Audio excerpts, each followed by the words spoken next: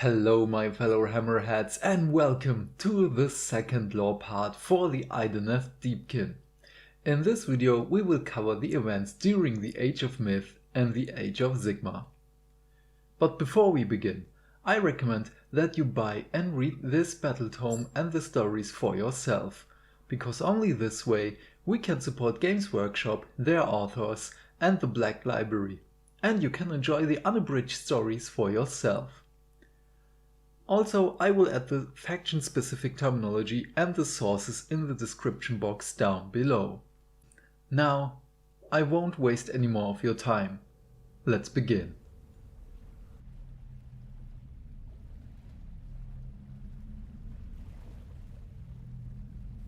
Come on in, don't be shy. Welcome to the Hammerhead Inn, my friend. Oh, it's you again. I see your hunger for knowledge has brought you back to me. You want to know more about our friends, the Idoneth. So please take a seat. I will be right with you.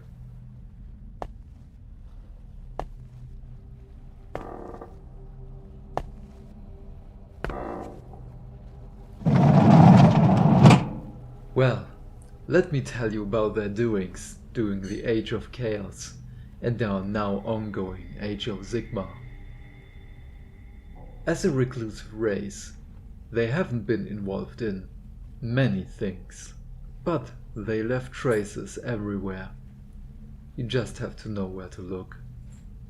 They were undiscovered by the agents of the Chaos Guards, but tainted beasts and monsters found their way to the undersea kingdoms, and as being elves with a hidden pleasure for intrigues and infighting, the Battle of Tears and the ambush at Glingulch was fought between the enclaves of Ironrach and Domhain, culminating with many other enclaves crying for peace as they fought in Gur, Gairan and Hish.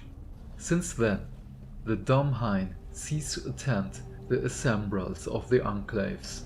But another conflict stirred on the horizon, as the Khaphtar and Domhain enclaves preferred to steal elven souls over those of the lesser races.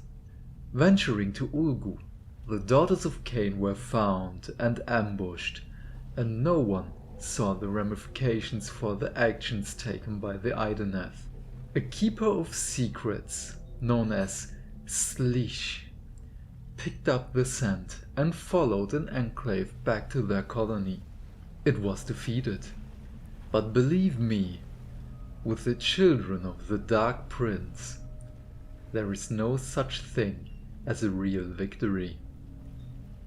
Many battles are fought in Gur against the Aurochs and the Beastmen, and in Shyish against the Skaven.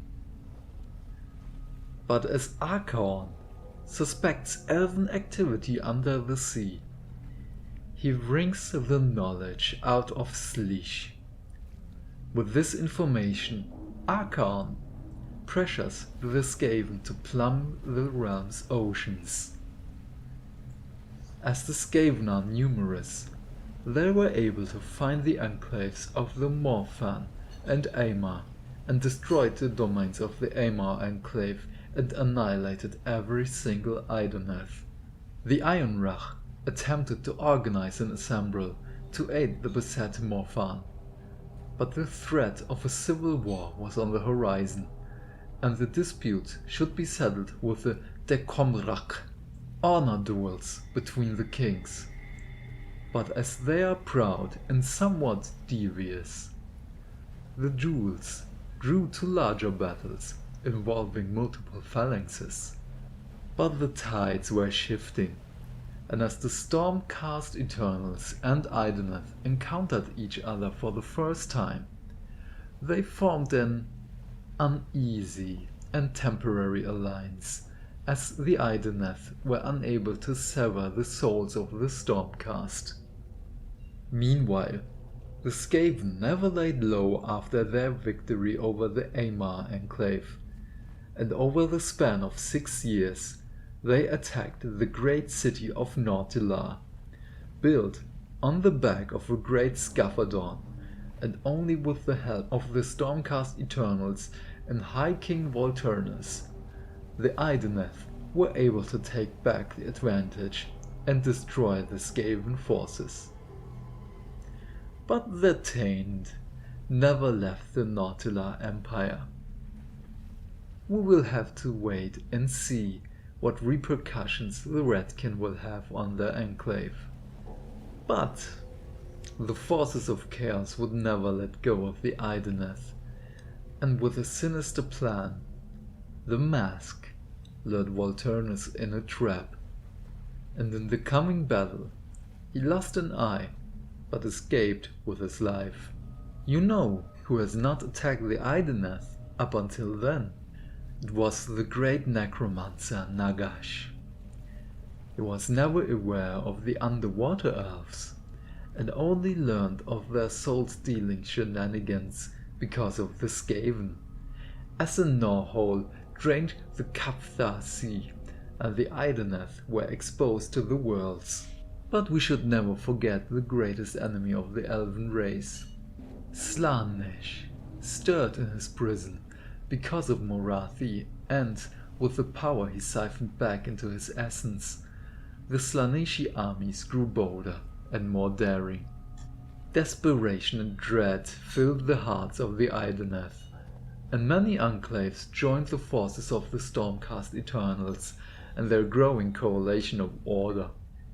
They deemed this necessary, as Nagash's greatest spell, the Necroquake, changed the natural flow of the realms, and every city was assailed by the undead. Reluctantly, many enclaves went to help the land dwellers and their elven kin. That is enough for today, my friend. I'm sorry that I don't have more to tell you. For that I will have to look deeper.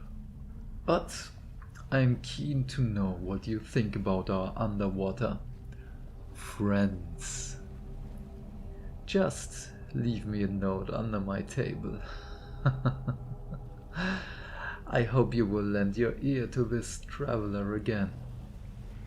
I have many stories for you to quench your thirst for knowledge.